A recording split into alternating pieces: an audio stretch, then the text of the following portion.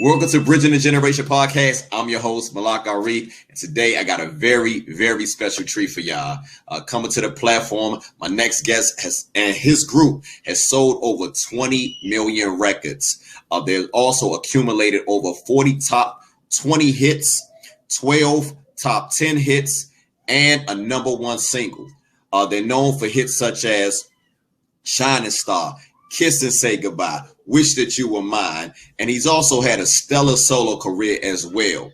With all that being said, it's an honor and it's a pleasure to introduce my next guest, the one and only Mr. Gerald Alston of the Manhattans. Let's go.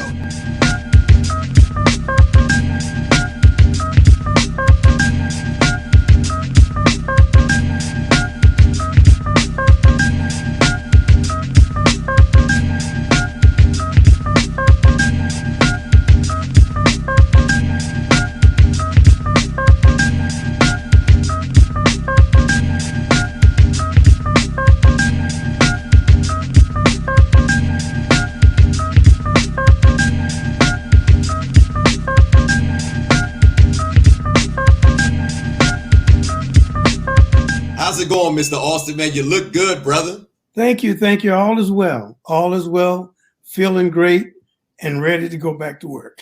Oh, I know that's right. I know that's right. I know you recently getting over a case of a bronchitis, man. So It's good to see you. You look amazing, brother. Thank you. So how's everything? With like you just mentioned, you're ready to go back to work. How has this whole lockdown, so to speak, this COVID-19 bonanza, how has this affected you? Well, house fever. Talk about it. And but it's all been going pretty good. Okay. I was recording. I finished up our new CD. Mm-hmm. And excuse me with this cough. That's okay, sir. I finished up our new CD, and I've been doing lots of promotion, which is good, and spending time with the family. That's good.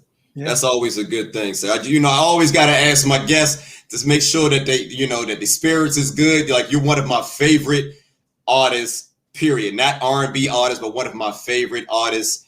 And I have to say, brother, this is a dream come true. This is an honor and a pleasure. Thank you. So look, brother, I wanna start from the beginning because I'm a diehard fan. Okay. And what I do is I go into this catalog a little bit. I don't want to keep you here for a long time, brother, but we have to put some respect on this catalog. So with that being said, brother, I know you're from Henderson, North Carolina. That's correct. Talk to me about how was it growing up in Henderson, North Carolina? Well, Henderson is a very small town, and when I was growing up, everybody knew everybody. Mm-hmm. And the street that I lived on as a young kid, my grandmother lived down the street from me, and I lived with my other grandmother and grandfather. Okay. And so it was like family up and down the block. The neighbors knew me. Believe me, when you say it takes a village to raise a child, 647 Ransom Street is the street I lived on. Still remember the address, huh? Yes. And everybody on that block had a part of your life. They would, if they caught you wrong, they chastise you, and it was like a big family, And then when we moved when I was about 15, and by that time, I started singing, and my uncle Johnny Fields was one of the late Johnny Fields was one of the founding members of the Five Blind Boys of Alabama. Wow. And my daddy was a singer. My mother was a singer. My father's sisters and brothers were singers. So I was around singing, period. Okay. And that's how it all started. Okay, so Mr. Alston, you mentioned that you're related to one of the brothers in the Five Blind Boys of Alabama, correct? Yeah. Alabama, but you also related to one of the members of the Shirelles as well. Is that true? Yes, Shirley. Yes. Okay. So like I said, when did you realize, like, matter of fact, let me stop there. I want to ask, this is the $1 million question. I want to know, when did you get started singing? Like, what, outside of those influences, what was the sound like growing up in Henderson, North Carolina? What was played on the radio, R&B station, pop, whatever? What was those influences outside the artists that you just named? We had a radio station that went off the air at 5 o'clock. Mm-hmm. And I mean, no, about 6 o'clock. And it was like basically country and Western. And we would hear R&B music on the weekend and gospel music on the weekend. Okay. But being in the family that I was in, our family always had something to do with singing. And my mentor was Sam Cooke, and the bottom line was my father, right? No doubt. Yeah, Shirley left when I was younger. Okay. And I didn't get a chance to see much of her, but my father and my Uncle Johnny and Sam Cooke, okay, they were the men. No doubt. Yeah. And go ahead. So that's where it started. And then I started singing in church. Now, how old were you around this time? When did you? I sang at a Mother's Day program, and I had to be maybe about 5 or 6 years old. Okay. And that was the very first time that I really had to sing in public. And I got gun shy. And when you come out, I started laughing. So a friend of mine walked up to me and started singing in my ear. Yes, Jesus loved me. Yes, Jesus loved me. Right. Yes, Jesus loved me, for the Bible tells me so. And when he started singing, I picked it up and started singing, and he walked away. And there I was, and the audience went wild. And that's when I became a ham. I know that's right, Mr. Alston. So look, when did you realize, like, singing can be a reality? Like, this is something that, you know what, I can do outside of Henderson, North Carolina. When did you realize that? Well, I realized that at about, I guess I was 15 or 16. And excuse me, we put together a band called Gerald Alston and the New Imperials. My Uncle Johnny's oldest son, he and I sang together all the time. All the time. And so we put together a band, and on Friday and Saturday nights, we were Gerald Alston and the New Imperials. Okay. And on Sunday morning, we were the Gospel Jubilee. Oh, and that's when I really realized that I could go someplace. We were our group was very active and large in the Virginia, South Carolina, North Carolina area. Okay. And so we sang together all through high school. And then I started the college, junior college right outside of Henderson. Okay. And it was called Kittrell Junior College. And the Manhattans was on tour with the Supremes. Gene Terrell, the late Mary Wilson, and Cindy Birdsong. And they were on tour together. And they had some days off, so they performed at my college. And my professor asked me, could they use my sound system? So I went home, got my sound system, set it up, started singing. They heard me sing, asked me to open the show for them, and that was it. They called me that whole weekend. That was like on a Wednesday night. They called me like Friday, Saturday, and finally reached on Sunday. Now, who called you? Was Blue? Was it Blue? No, the manager actually called. Okay. Yeah, and she called, and then she told me, "Look, we have a ticket for you to fly into Dallas, Texas." And I'm saying to myself, "Well, I don't have a contract or anything." She told me, "Your parents has already signed your contract, so you have a ticket to Dallas, Texas." So we flew into Dallas. I flew into Dallas, and I watched the Manhattans perform with the Supremes for 10 days. Okay. And I flew back to New York, and I rehearsed with the group for like maybe 3 weeks. Mm. And here I am, 50 years later. So look, a lot of people don't know the backstory of the Manhattans, and I'm not going to take too long with this, but prior to you joining the group, the lead singer was George Smitty Smith. Yes, George Smith. And now, were you a fan of him? Were you a fan of the Manhattans, or were you a fan of Smitty before you joined the group? Before I joined the group, this is funny. I'd seen the Manhattans at the Apollo Theater that summer before.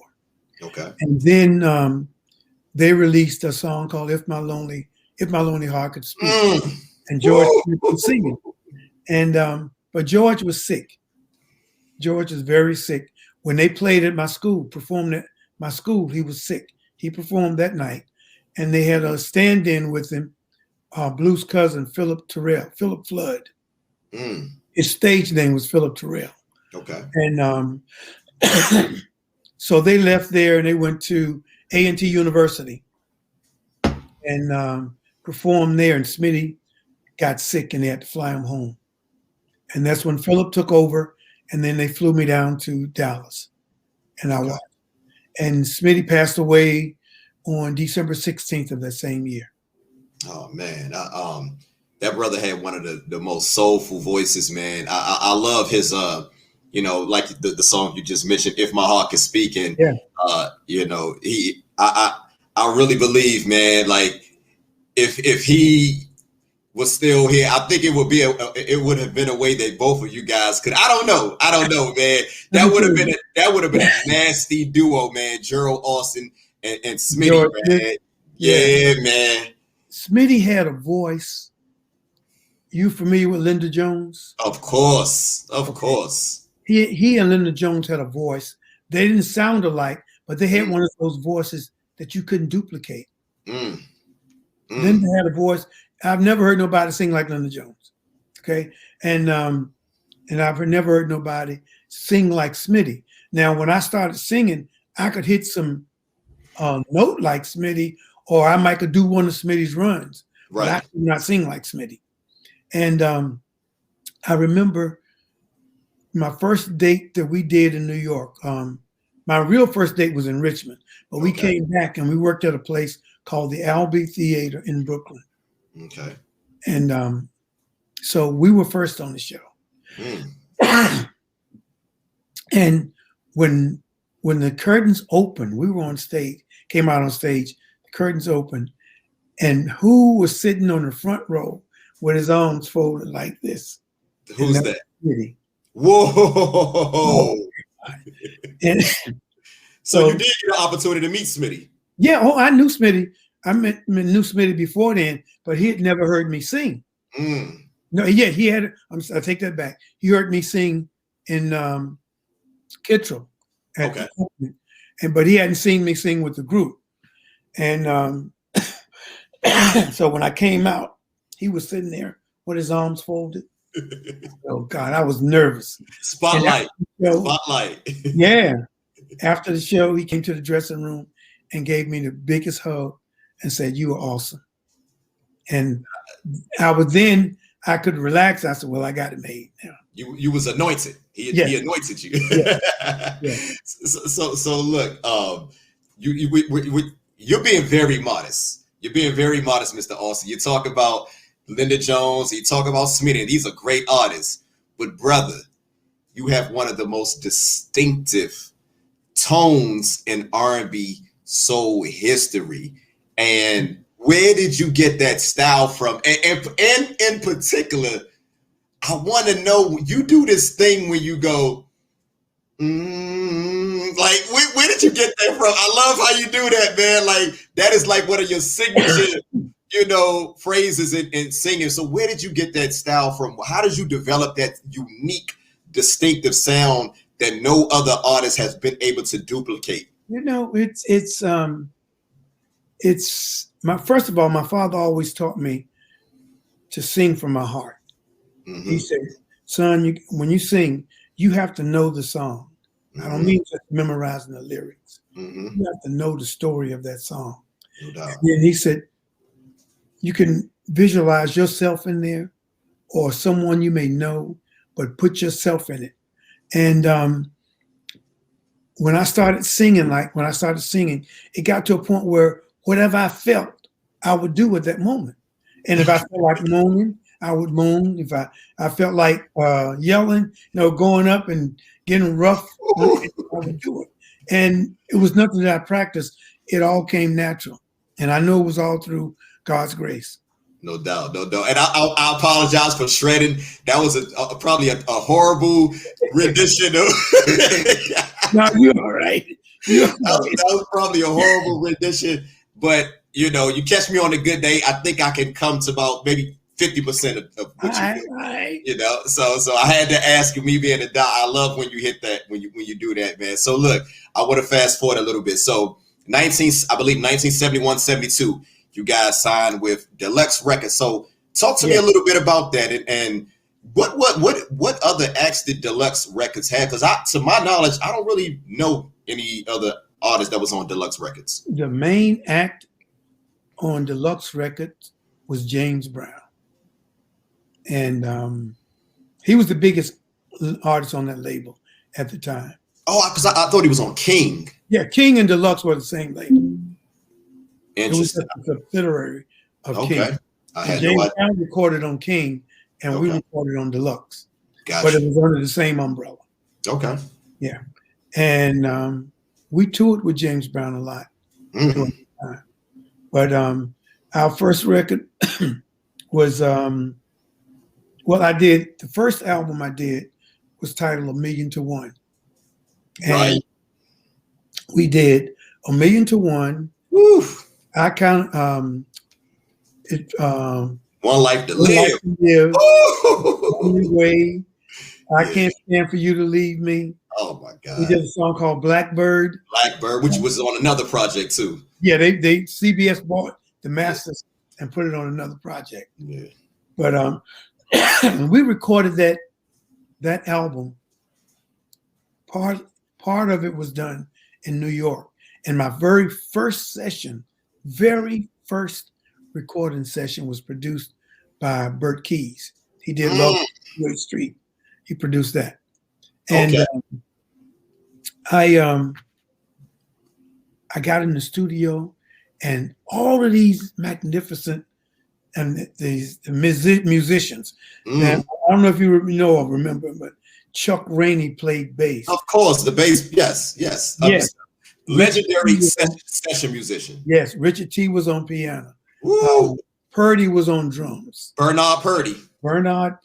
Come on. Keep going. I know them all. Keep going. And Eric Gales was on guitar. Eric Gales. And let me say this for the fans real quick. Eric Gales and Richard T was members of this band called Stuff. A lot of people don't remember that was Steve Gadd.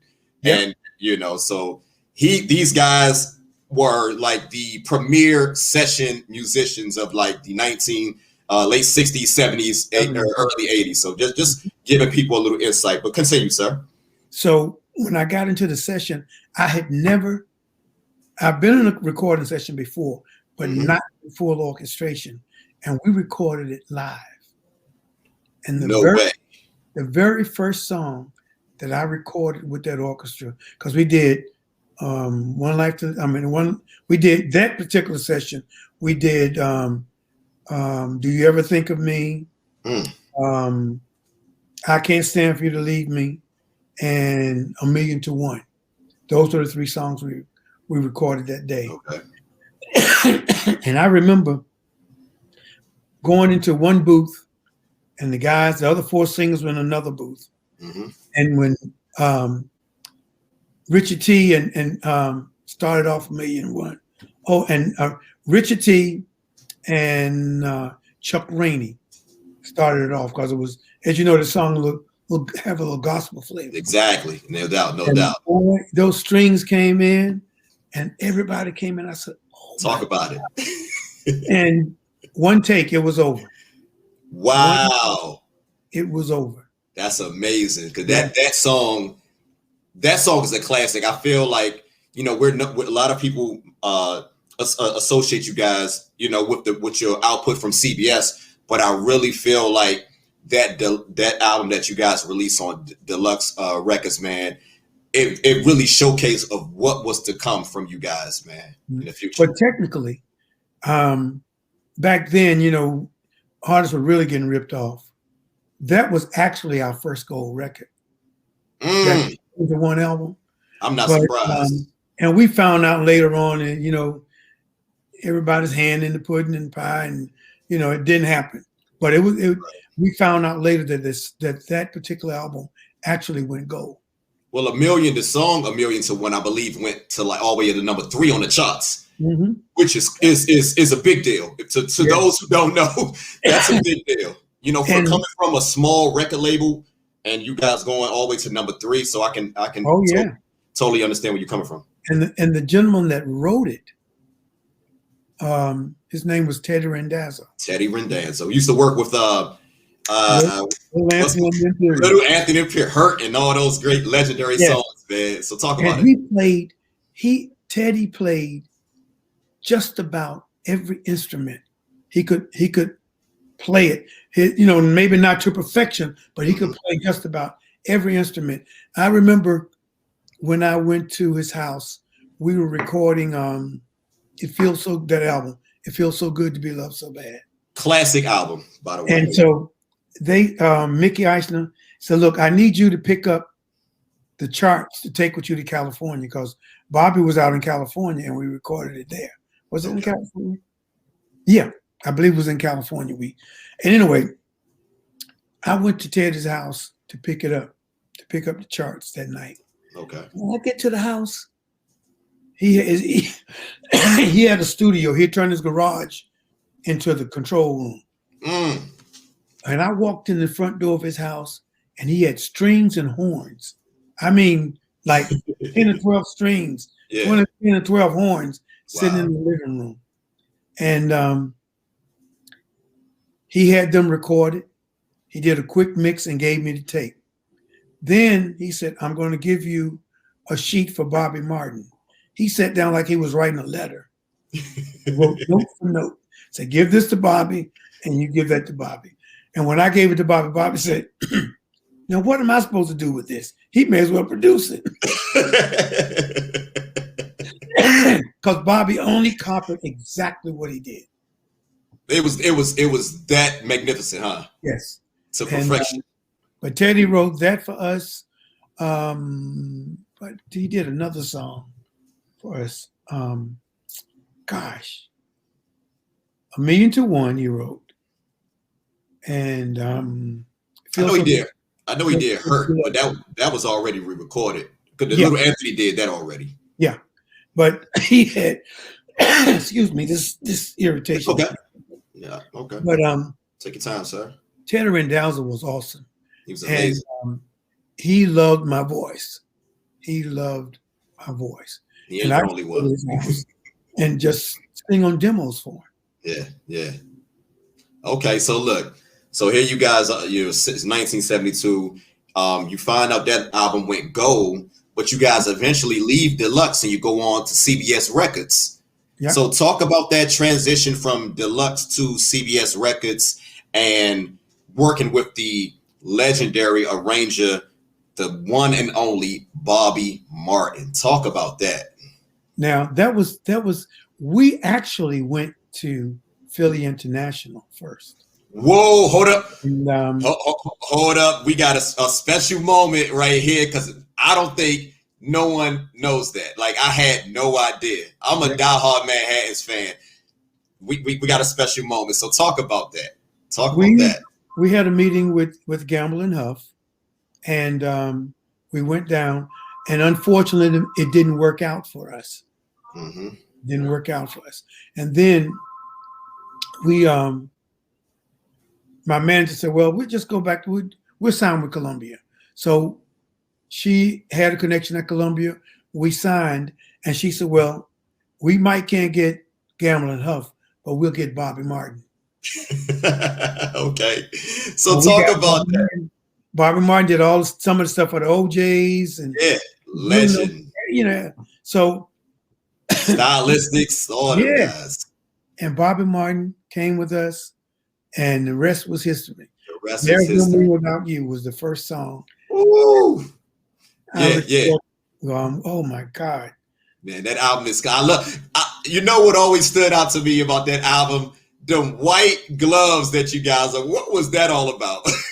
You know, we used to wear white gloves. Now, I learned something about maybe about 10 or 15 years ago, a little longer, maybe about 20 years ago. Okay. I was with Sammy Strand, and we were doing. Now, Sammy Strand with the OJs. Yeah, he used to be with the little Anthony, yeah. Right. And he was telling me, he said, Gerald, he said, Temptations and the Manhattans, they thought they were the first to wear white gloves. He said, nobody. We were the first. And so they were back in the 50s wearing gloves. Yeah. We started. And it was true. And but it was like that was learn. That was a good education for me, because we talked a long time about a lot of things. But when he told me that, you realize that in this business, it's no first. Somebody did it before, or somebody tried it before, you know. And but it was an honor to sit down and Gene would talk to him, and he told me different things about them, you know. But they were the first to wear the white gloves, and so when we had made we wore the white gloves, it was part of our act. We used to put the turn the dark black light on, and turn the lights off on stage, and we have like a strobe, and all you could see were those white gloves. And we should do a choreography like a figure eight. And all you oh man. Hey, so Mr. Alston, if you don't mind, can I call you Gerald? Fine. If you don't mind, so Gerald. I don't mind at all. So you know, I'm old school, so I like to, you know, I address my elders. So look, Gerald, one thing I noticed about, and a lot of people may not know this, like when you joined the Manhattans, you were the youngest member of the group. Yeah. You were the youngest member of the group. And I don't believe you were even 21 years old. So how was that working with these older gentlemen, Blue, Sonny, Kenneth, Richard? You know, how was it being a young kid? I mean, you were pretty much a kid, and you're touring and performing, being the lead of a group of seasoned adults, seasoned grown men. How was that? What was that experience like? Well, first of all, I was 19, so my parents had to sign for me. And I had been singing in a group, and so it was like something I was already used to. Okay. Something I was already used to. And when I joined the guys in the group, the only difference is that they were older, but I fit right in technically as a singer and artist. I fit right in. Okay. And it was like making a small transition to sing with them. Because when I sang with Dwight, which is my cousin, there were four of us, right, that were singing, and so it was just like a transition right into that. And the good part was the guys, they kept you in place, you know. They kept your head in place. They did not play that big head. I think I'm a superstar now, right. And I was willing to learn. And I went there came in with an open mind and willing to learn. No doubt. So look, we're talking about, it's 1973 going to 74, and you guys released the There's No Me Without You album. They got hits like the title track. Yeah. I mean, Wish That You Were Mine, which is my personal favorite. I mean, I can go on and on. That project right there was a classic. And one of the things I noticed, it seemed like it to be a developing theme of the Manhattans made some of the most beautiful infidelity songs. and I just, I remember I was with my lady one time. This had to be like maybe 20 years ago. And I was listening to which I was going through some things with my woman, and I played that, and I remember she coming over and nudging me, and I was playing "Wish That You Were Mine" because I tell you that song, I was going through that particular song like lyric by lyric, word by word. So talk to me a little bit about that. What was what was some of the what was some of the inspiration that you guys came up? As far as putting songs like that together, because I wondered, did you guys get any flack for that? Because it was so beautiful. No, we didn't. And what was I think what made it work for us is that we wrote about life. We would maybe see a situation, read about a situation, breaking up, going back together, or anything like that, and we take it and make a song out of it. Blue and Sonny were the main writers of the group. Right. And and that's how we wrote our songs. If we like Blue wrote "Kiss and Say Goodbye." He had a dream about it, and he woke up in the morning, 2 o'clock in the morning, 3 o'clock in the morning, and sat at his little Wurzler piano and Wurzler, and he started playing "Kiss and Say Goodbye." And he called me after he finished and had me meet him early the next day in the studio because we were rehearsing. Right. And he said, "Get up before rehearsal start." He played it for me, and there it was. But we would write songs about life, about everyday life. No doubt.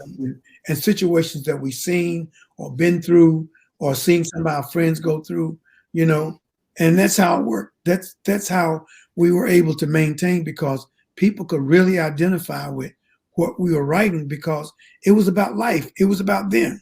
Mm-hmm. And I don't want the fans or the audience to mistake what I'm saying as far as like this is what you guys were known for, but because you, again, like you said, you guys wrote about life. Up on the Street. That's one of my favorite strong songs off the Feel So Good album. You wrote one of my favorite songs. I don't know if you probably remember this one, but The Other Side of Me on that. Oh wow!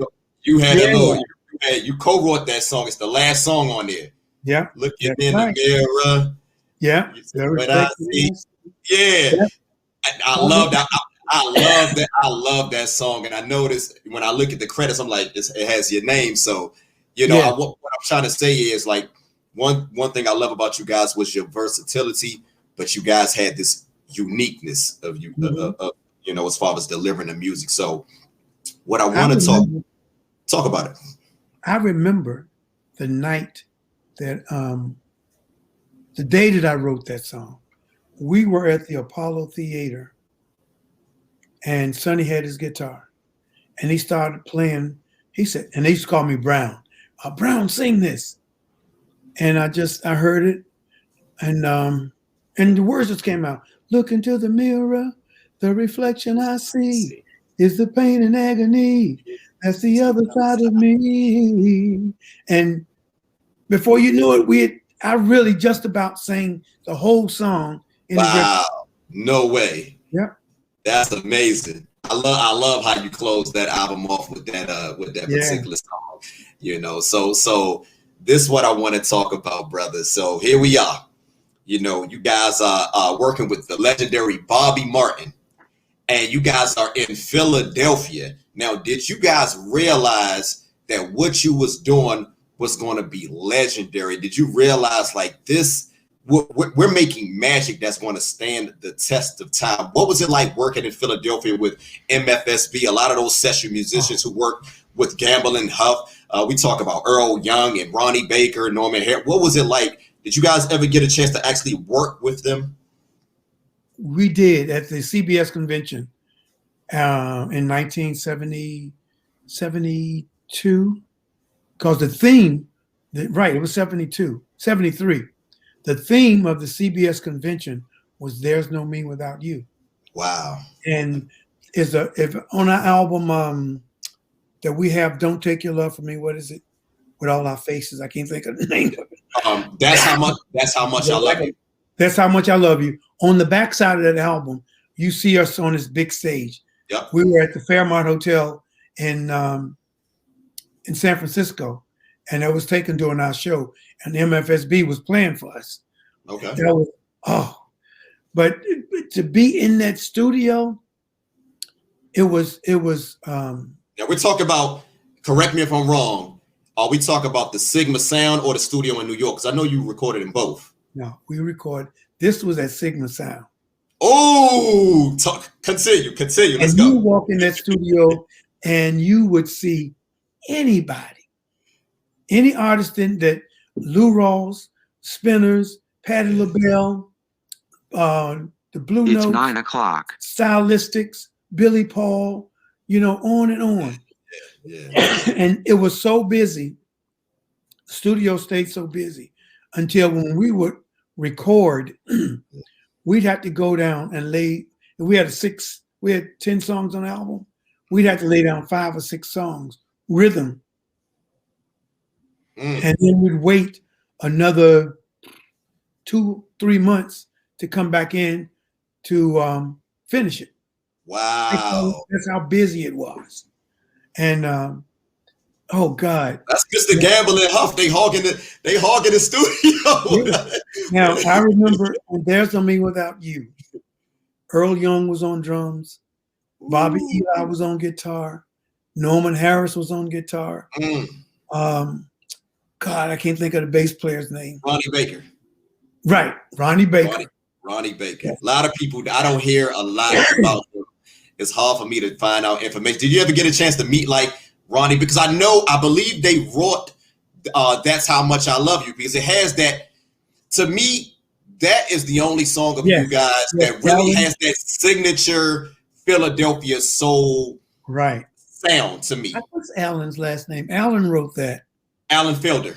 Alan Felder. I'm glad you helped me out a lot here. Yeah. Alan Felder, Bunny Sigler, and Norman Harris. Oh man. Now Bunny Sigler. Bunny Sigler. Talk about it. Come on. He wrote Don't Take Your Love From Me. I love that song. Yes.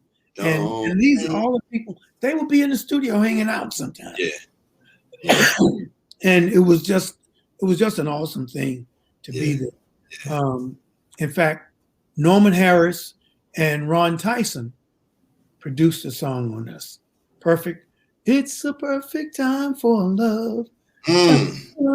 Oh God, it was never released, but they did it. Oh man, where is that song, Mr. Alston? Where is that? I got a tape of it downstairs, but they did a great job on it too. I love that. That's How Much I Love You album. Like to me, that album, and it's crazy because you guys, in my opinion, like that was really like the signature, like Philadelphia soul sound. But let me say this: when y'all follow that up with the next album, man, you guys took it to a whole nother level. So let's talk about this. So it's 1970s. Now, by the way, That's How Much I Love You, released in 1974. I believe that song went all the way up to number 3 on the charts as well. Yeah. So you guys always, one thing about the Manhattans, whenever you guys release albums, you always go to get at least 2 top 10 records. That was always going to happen during that era, during the 70s. Right. During the 70s, we had more charted records than anybody in our genre at that time. You know, there were other groups that had big hits, but we had more charted records, and we sold a lot of albums. And I couldn't believe it. I never thought about it until I was with Al Goodman from Ray Goodman and Brown.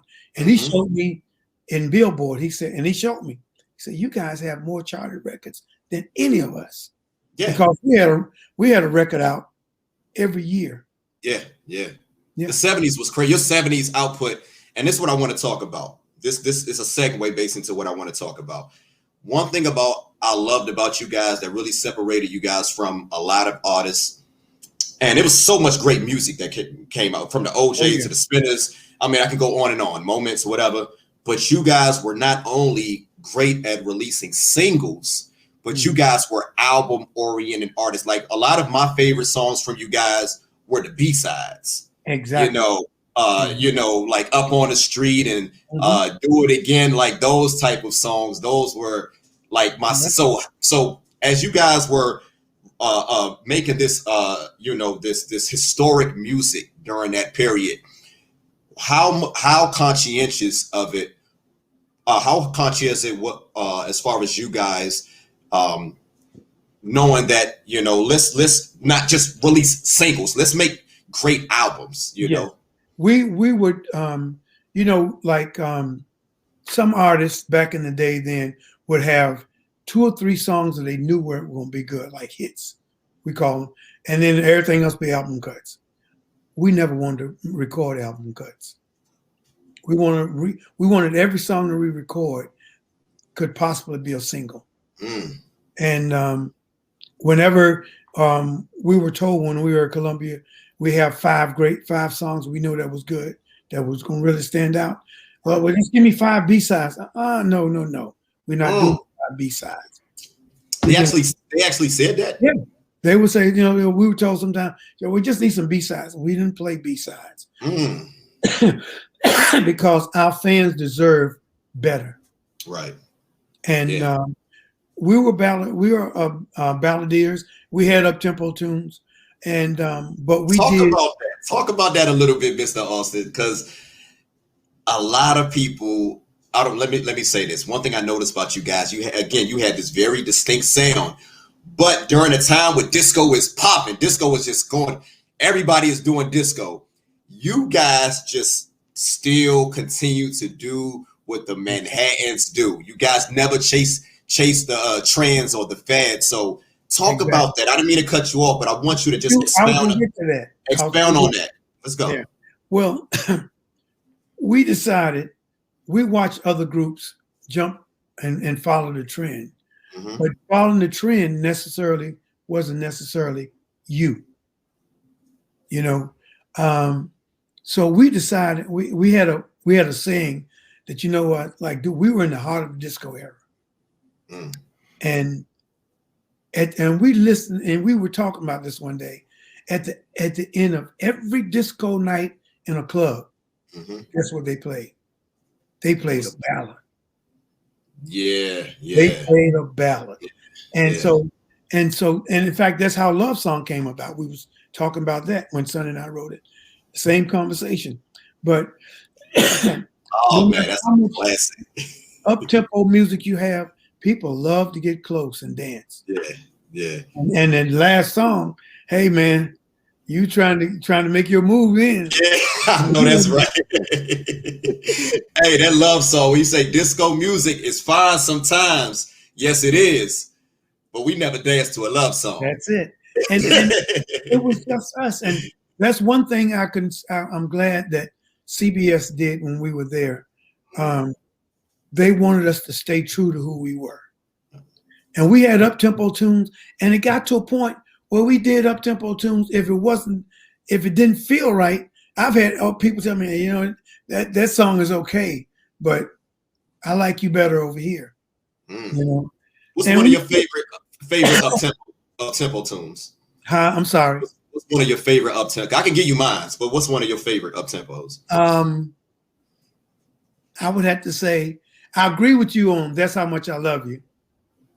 And I love that one. Crazy. See, I wasn't good. So you're going into the 80s. Like, that is a classic right there. Back there. Okay. Yeah, we talk about the Philadelphia. It was in fact, if you want to stay back, if you want to talk about the 60s, my first recording with the Manhattans was up-tempo tune. First release. It was called a song called I Can't Stand for You to Leave Me. I can't stand for you to go. And so, I know I've done you wrong. I've treated you so bad. But if you, oh God, I can't. If you never leave me, it would be so sad. Yeah, that was a single. You feel I only have myself to blame. Because darling, if we break up, it would be a doggone shame. I can't stand for you to leave me. Oh man, that was that wasn't released on the album though. That was a single, I believe. Yeah, it was on the album. Chuck played the bass. I remember him thumping. I can see him now sitting on that stool. He was jumping, boy. And Purdy was like killing it. I remember that like yesterday. Man, see, that's the thing. Yeah. Like I said when I about this interview, I want to be careful because I don't want to keep you here all night, but I can literally name I can name at least 5 classic songs from every album from Columbia, from the Columbia. I can name like in 1 minute. I can literally do that. Like, you know, and we could be here all night just talking about the songs because one thing, you guys made it so hard for the listener to turn an album off. Like, you know, once you turn on a Manhattan's album, you got to play the whole thing. Mm-hmm. You can't. And I mentioned up-tempo songs. One of my favorite up-tempo songs, and I feel it's very underrated, is you guys' version of Reasons, which is on the self-titled album. Oh man. Talk about that if you don't mind, because we about to talk about the album that I believe that changed everything for you guys. We recorded Reasons at the studio on 53rd Street. And the engineers was Bert and Harry. I'll never do this. And Mickey came to us and said, man, you guys will kill this song. He was the vice president of R&B at Columbia, Mickey Eichner. And he said we could do it. And at first I didn't want to do it. But after I heard the arrangement, Bert Dicato did it. Mm. And boy, when he finished with that song, I said, oh God, we got to do it. Excuse me. Bert was working with the main ingredient around that time.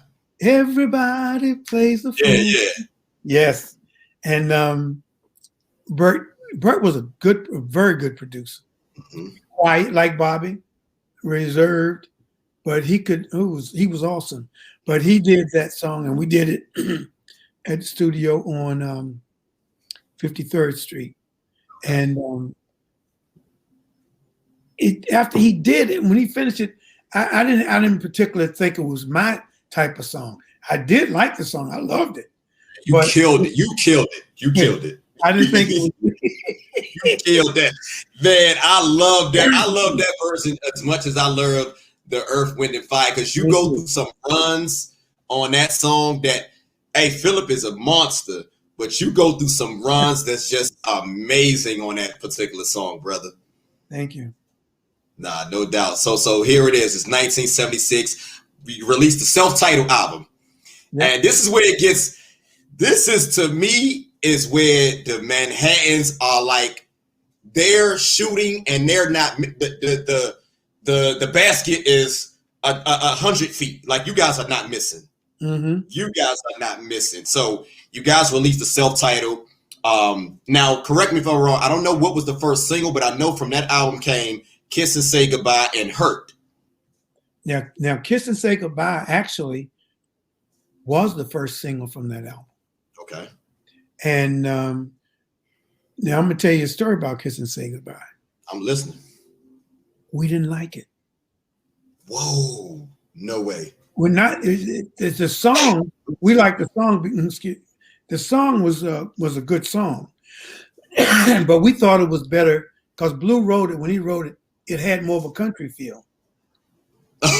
And so Blue was then trying to get it to one of the country artists that were on CBS, and so they told Mickey, said, "No, you guys got to record it." And when we recorded it, my vocal was a scratch vocal. Mm. The backgrounds hadn't been finished. It's set in the can for 18 months. What? They mixed it and released it. I forgot where we were. When they released it, Blue said, oh my God, they're trying to destroy us. Because we all didn't think it wasn't finished. That's the bottom line. So the version that we hear is not the version that you're talking about. The version you hear is the very first time I sung that song.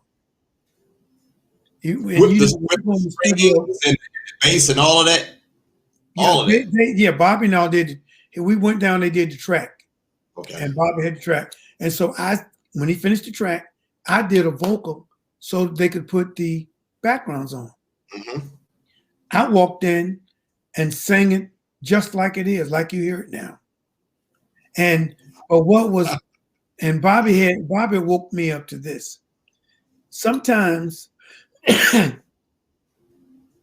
your best performance, not your a performance that's not your best, may be your best. And I'm saying it like this: the feeling that I had on "Kiss and Say Goodbye" when I recorded it, I could never get it again. And when Bobby heard it, when they got ready to do it, Bobby said, "No, we're not going to touch it," because we tried to go back and do it again. He said, "No, we're going to leave it just like it is."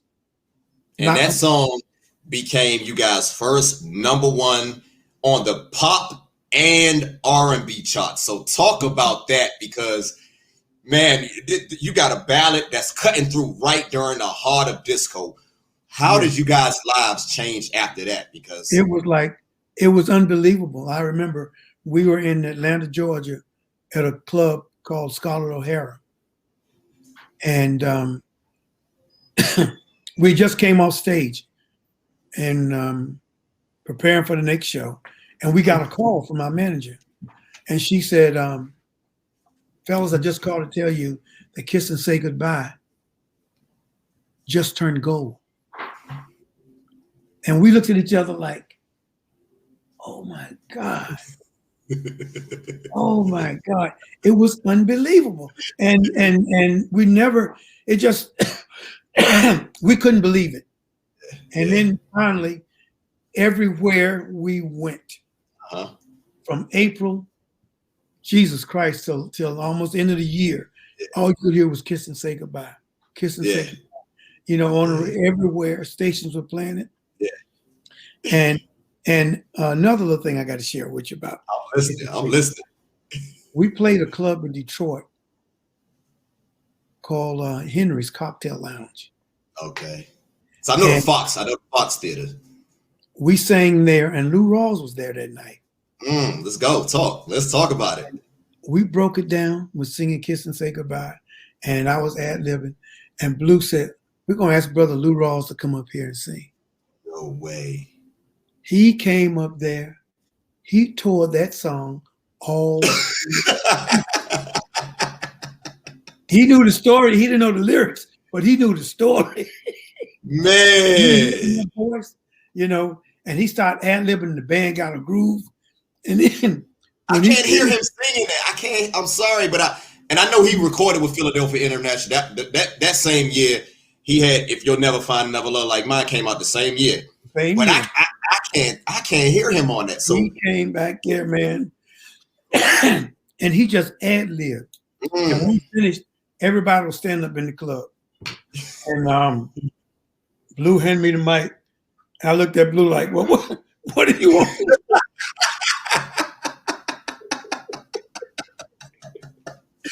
Oh man! Oh man! She whiz. Lou was awesome, you know. And we do things like that. We'll be in the show, and we'll see artists out there and ask them to come up and sing. We were in Detroit another time, and we had Felipe Wynn, Purvis, the bass singer for the Spinners, and there was a young lady. She used to sing with Aretha. Sandra, I can't think of Sandra's last name right now. We had all of them come up and sing with us. Okay. It was like awesome. It was like awesome, unbelievable. Yeah. Speaking of Lou Rawls, man, he was known for like Natural Man, those dope monologues and and one thing, and I'm glad you brought that up. One thing that's a signature of the Manhattans, and you know what I'm about to go to, is blues. Velvet, that velvet baritone / bass voice that he had, brother. You know, how was it like working with Blue? Talk a little bit about Blue. Well, Blue was, out of the guys in the group, Blue was my mentor in the group. And he took me under his wing. He made sure he taught me all the songs. And he would, for the first, up until we recorded the Even Now album in 2000, I never had gone in the studio with the group without Blue. The only time I recorded without Blue was when I was solo. Mm. But every time we recorded a Manhattan album, he was always in the studio, and he could relate to me of feelings, and I would, he would talk, man, you try it this way, or try it this way. Don't change the way you're singing it. Just try this and try that. Keep your feeling, and basically all of our songs. Okay. He was there from the beginning. Okay, so that song goes gold. That album is crazy. It got some legendary classic songs. That self-titled project, and I remember like looking at the back cover. I see the front cover and the back cover. You guys are coming out of the manhole. Coming out of the manhole, and the following year it's 5 guys, and the following year it's 4. Yeah, and Ricky Taylor, he leaves the group. So what was what was that all about? Richie, I'm going to go back to 1970, about 1970. And Richie was very spiritual. Mm-hmm. And Richie said, I remember we were in New Orleans, and we had some time off. We were sitting around the hotel talking. And Richie said, Gerald, God put me with this group to help make it successful. He said, once this group reaches successfulness, when they become successful, he said, I have to leave. When Kiss and Say Goodbye turned gold, he came into the meeting. We had played for that weekend, and we came home, and he walked in to the fellas, this weekend will be my last weekend. And he said, I don't want no money. I don't want anything. I've done what I'm supposed to do with this group. He says, time for me to move on. And he left the group, and he became a Muslim. And Richie learned how to speak Arabic. Wow. Richie left us. Inside a few months, we saw him again. He could speak Arabic. And just that fast. Yeah, he probably had been studying it all the time. Right. But he told me, he said, I was not meant to be here through this success. But that was the peak right there. Because I mean, as you guys continue to, that might have been to me the peak as far as charts, but as far as quality, it did not stop, because this next album, the Feel So Good project, oh my God. So this project right here, really 3 singles come off this album, and another one I feel should have been released, but we talk about We Never Danced to a Love Song. It feels good to be loved so bad. I'm missing one. They got Up on the Street. That wasn't a hit. That was an album cut. Should have been a single. Do It Again. That should have been. That's like, let's do it all over again. Let's do it all over again. I can't take it. Blue, no. Oh my God. I love that song. Yes. I love that song. And brother, I'm telling you, man, to be a young man singing with that type of conviction, because you was still you was a young man, and it was just amazing to hear such a young man singing with that type of conviction and passion. So tell me, if you don't mind, because I ain't gonna go through every single album, but I gotta, being a fan, brother, I gotta talk about that album right there, because that one to me is my favorite. That's my favorite album right there of the Manhattans. The conviction I have in singing, it started because I sang in church. I love singing in church. And it's so much that I feel when I sing in church. I can really feel the spirit, and I just lose my way. And whatever note I want to hit, I can go there, And that's the way the guys allowed me to be with them. When I joined the group, Richie told me one day, he said, Gerald, I want you to really now start leading you. Find out who you are. Okay. And he encouraged me a lot. Richie was very, very smart. And he used to talk to me and told me, he said, and I remember him telling me that, he said, you have to bring it into your own now. And I already had I already had the tools to do it with, you know. And when we did the It Feels So Good album. I Kind of Miss You. That's the one. That's the one. I Kind of Miss You. Oh, that was Blue again. Dirty dishes in the sink. That's it. That's it. When we sing that song, audience go bananas. See, this is what so talk about that. Talk about that. Like, I'm thinking, like, I consider myself a music connoisseur, especially of soul music.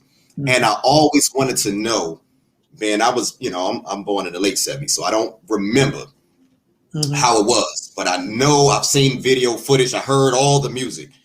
But I wonder, how was it like being a band that was known for ballads? I would probably say mid-tempo. I think you guys were the master of the mid-tempo. But you guys were on tours and doing shows with the, you know, Confunction and the Common. Like, where did they place you guys? How did that work? Like, being that you guys were so smooth, man. Like, how did you guys, you know, go on tour with like the Barcades or Confunction or the funk bands? Like, how did that work? How did they fit you guys in? It was like during that era, you had fans. Our fans were they liked different kinds of music. And I remember playing with War and Parliament Funkadelic and Greensboro. How do you do that? How do they fit y'all in? We opened up the show and it was off the chain. And when we finished, I think War, I can't remember who came on next, War or Parliament. I think it was Parliament. They took it up here, and then Funkadelic, War came on and slammed the door. Yeah. But it was so, the shows were so versatile then, and people, they wanted to hear those songs we wanted to sing. And then also when the funk bands came on, they got their groove, you know. And we would always go first, because when you play with funk bands, when the audience is up here and you come out and start singing ballads, you bring the audience down. So that never bothered you guys, because, you know, you guys got a #1 record and you guys charted higher than a lot of these funk bands. You know, that's just the fact of the matter. You guys charted higher. Like, I named 3, Kinda Miss You, It Feels So Good, and we never did. I'm just giving the audience an example. Just those 3 songs on that album all ranked in the top 10. Yeah. So there was bands and other groups that did not. They didn't do that. Well, you know what happened? Yeah, so and there were the funk groups that we played with. They were, people like to dance. It was still in the era where people like to dance and party and stuff, you know. So it worked perfect for us to come out and get everybody close together, and, you know, then the funk guys come on and tear it up. But most of the times when we played with the funk bands, we did outdoor concerts. Okay. We did outdoor concerts with them. We got big coliseums, and actually, it was really a lot of outdoor concerts during the summertime. Because on the concerts we did in the coliseums, oh man, we did one year Hampton Jazz Festival, Manhattan, Spinners, Jeffrey Osborne, what's the young lady's name? Is Jeffrey solo? Huh? Okay. This later on. Right. This was in when they used to have the big. They still have them, but they had festivals in Norfolk, Virginia, Newport Jazz Festival. I've been to one of them. Yeah, and those are the type of shows we were doing in coliseums. Okay. That's dope. Getting back to that album, Bobby Martin did that album as well, and it just, each year it seems like it got better with what we were doing, you know, with Bobby. And I think the last album that Bobby did was with us was There's No Good and Goodbye, 1978. Okay. So talk about that. So tell me a little bit about Bobby Martin, because I don't get to. I've interviewed Shirley Jones from the Jones Girl. I've interviewed Deanna Williams, Kenneth Campbell's, the mother of his 3 children. But I don't hear a lot of people talk about Bobby Martin. What was so unique and special? Because I want to say this before you say anything. Bobby Martin, a lot of people don't know this, but Bobby Martin was also the producer for LTD at the same time. So you and the Manhattans and LTD sounds couldn't be, they were total polar opposites. But we were able to produce these 2 groups. So talk a little bit about the uniqueness. Bobby was a producer that allowed you to be yourself. And he would just curtail it. He just tighten it up and make it fit better. He give you use your own tools, but he was there to like I say, to polish it up. He was the sweetening. Now, the last album we did with Bobby Martin, we did a Total Experience in California. And guess who the rhythm section was? Oh, you guys didn't have the rhythm section in Philadelphia. Okay, so you're in LA now. I have no idea, brother. It was LTD. Wow. He was playing congas, and I remember that's the first time I met Jeff, and they did our whole album. We got another Bridging in the Generation podcast exclusive. Because I have the album, I have them on vinyl, and I don't recall seeing that on there. Like, I had no idea. Yeah, it was LTD. That's amazing. That was amazing. So now at that time, was he still playing drums? He was, but I think he played percussions on this. Okay. Yeah. Okay. So on the session. Okay. So There's No Good and Goodbye. That was the last project you released with Bobby Martin. The album is 79. Love Talk. That was also a very slept on album. That got one of my classics, Memories, The Way You Were. Yeah. You do to me, you do, you and Gladys Knight, you guys do, in my opinion, the best rendition of that song. But in 1980, you guys link up with Leo Graham and Paul Richmond. Yeah. Now, they were just, at the time, they were working with Tyrone Davis. So tell me about the separation. Like, what happened? Why did you guys leave Bobby? And how did you guys end up working with Leo Graham and Paul Richmond? Well, that was like a business move. We didn't have anything to do with it. We tried to get Bobby. We wanted to keep Bobby. But I think at that time, that Bobby had moved to California. But I don't know what happened with Columbia and Bobby Martin. But we decided they told us, this is what they told us. They wanted to change up. Wow. So we went to George Tobin. Okay. And we went to Leo Graham. And we had a tune with George Tobin called Blame It on Love. Smokey Robinson ended up doing it and releasing it. Yeah. And it became a hit. It became a hit for him. Yeah.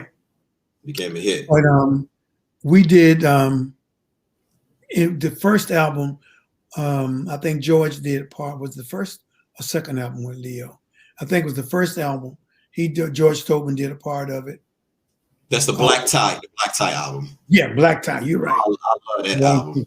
You got so many of them sleeping it. Yeah. Don't worry, Mr. Alston. I'm gonna remind you because, like I said, you guys during that era, like, to me, the consistency again, man. You guys made it hard to turn an album off, man. And I want to talk to me a little bit about working with, because from that era with Leo Graham and Paul Richmond, it produced songs like Shining Star, Just One Moment Away, I Was Made for You, Just the Lonely Talking Again, which was redone by Whitney Houston.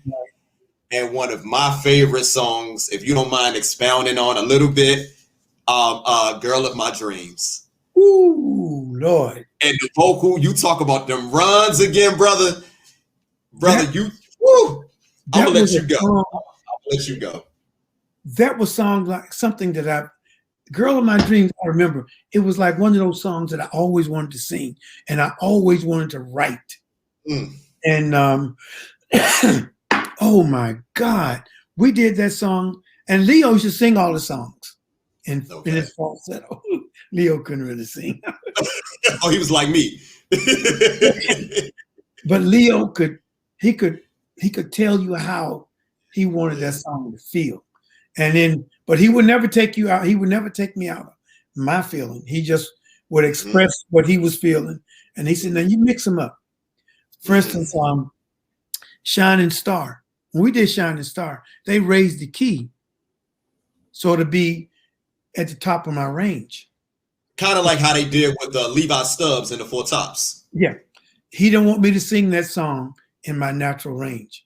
They wanted me to have that little reaching for it. That urgency. Yeah. Yes. But Leo was a great producer. And the arranger, James Mack. Ooh. James Mack was awesome. He had a thing on Girl of My Dreams. Apple of my eyes, you're my cherry pie. We taste the wine at the right time.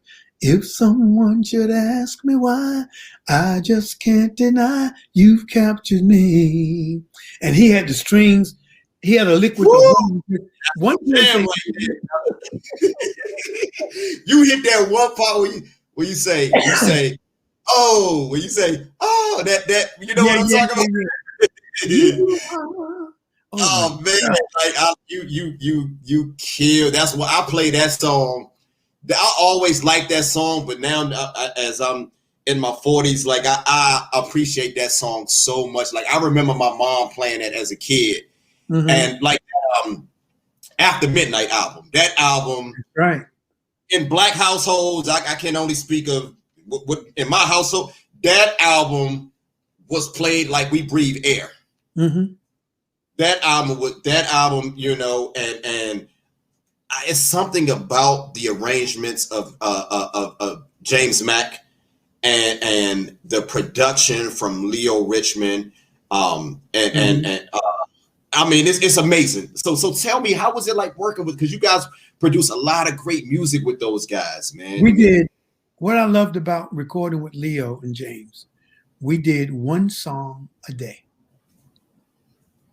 We'd go to Chicago and stay 2 weeks, or go and stay a week. If we stayed a week, we did 5 songs.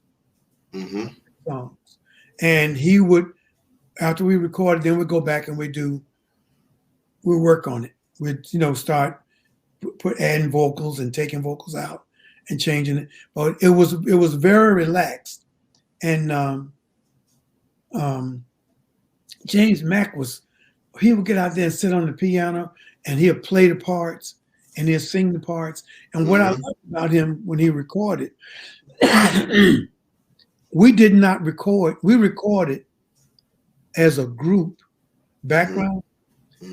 We used, that was the first time I'd ever seen it happen. We recorded on individual mics and it was tracks. It wasn't like all the vocals, the first set, and you do it again. Right. No. Wow. We would all be out there together singing, but each vocal had his own track and then he'd put it together. It was unbelievable. Shining Star was unbelievable the way they recorded it. And that was no idea. Yeah. I had no idea.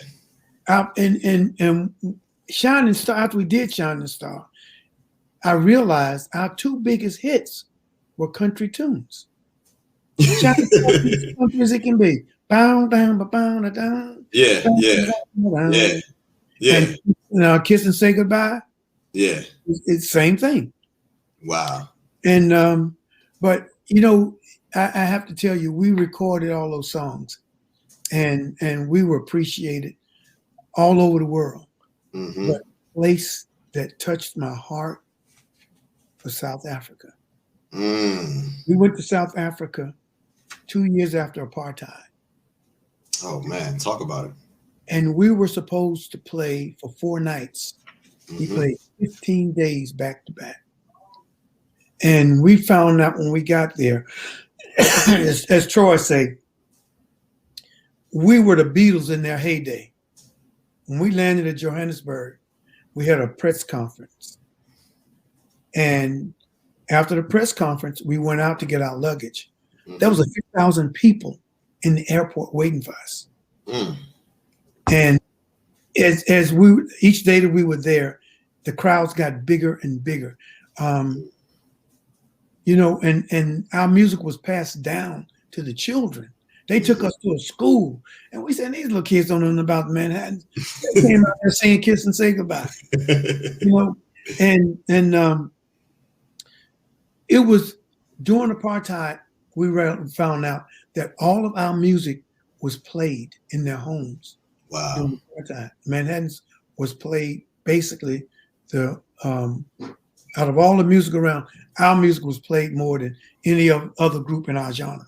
Wow, that's amazing. And the opening night at the Standard Bank Arena, we were in the tone and we started singing Overture.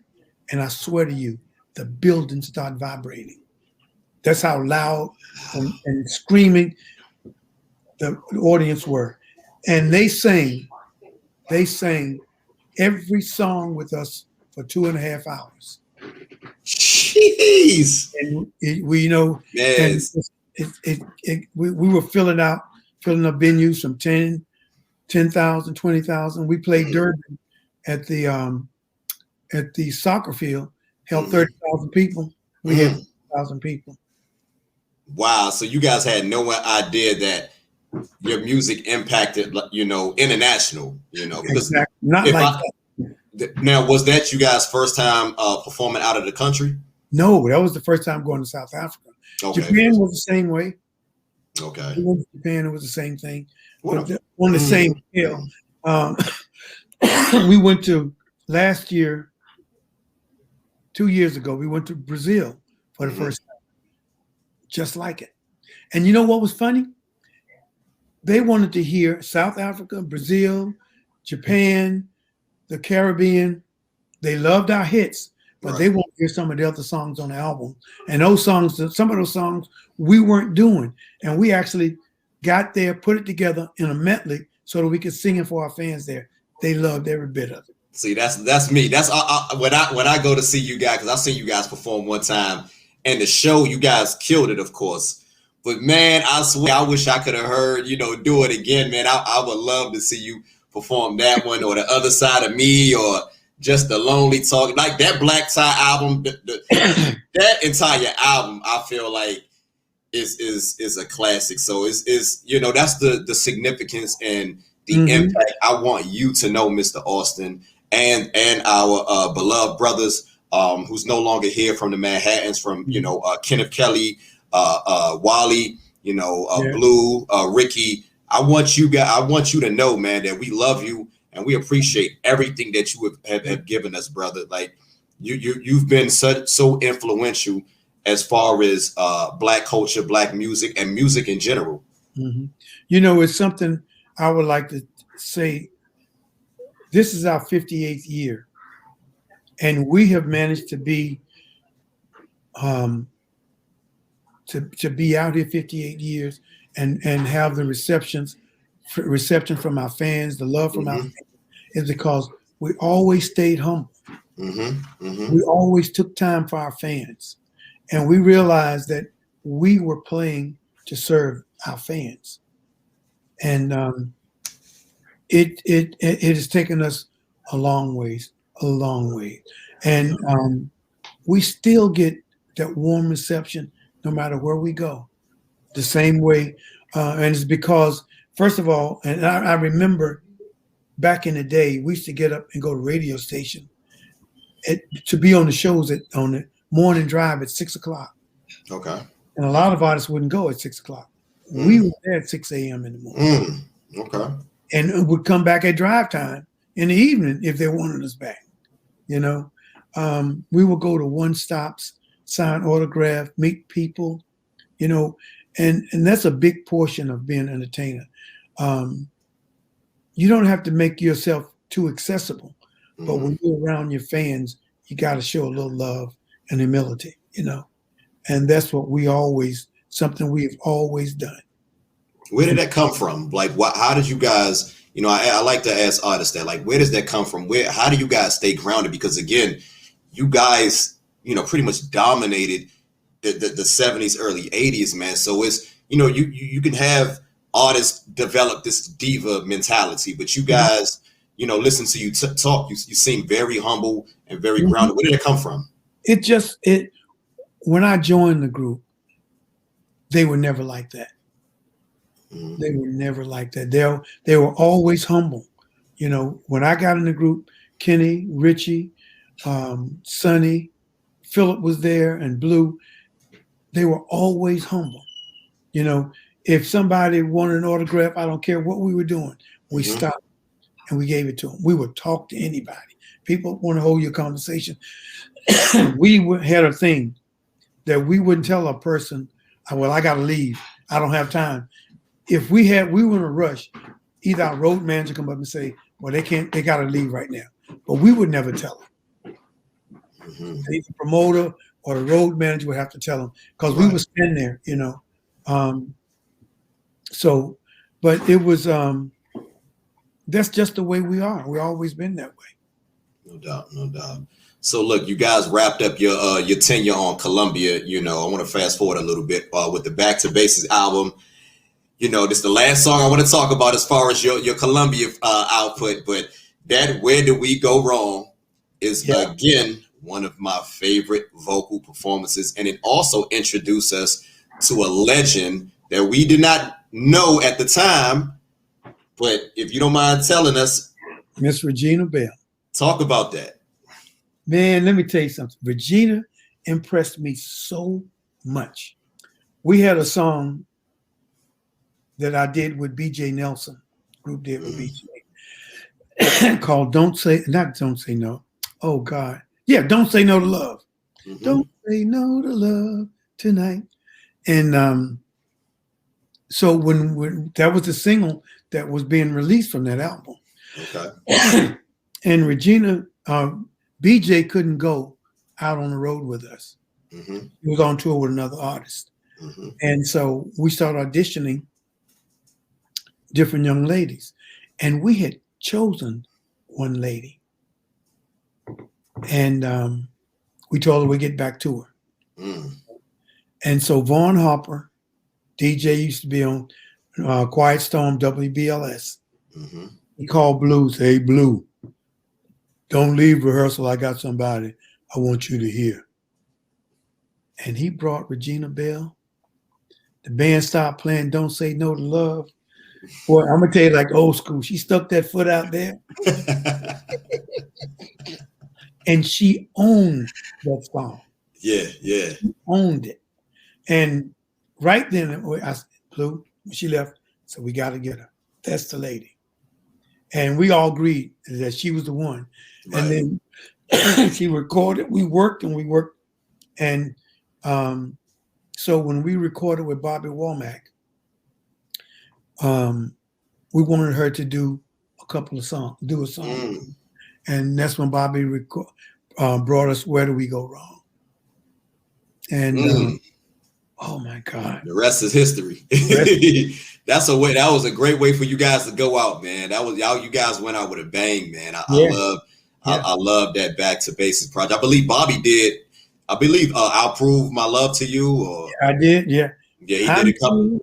Trying to Prove My Love. He did a couple of tracks on that. So, you guys eventually, you leave Columbia Records, and what was that like? You guys was on Columbia for a long time, man, if you really think about it. So I think it was close to 15 years. That's a long time. That's a very long time. And when I left the group in 87,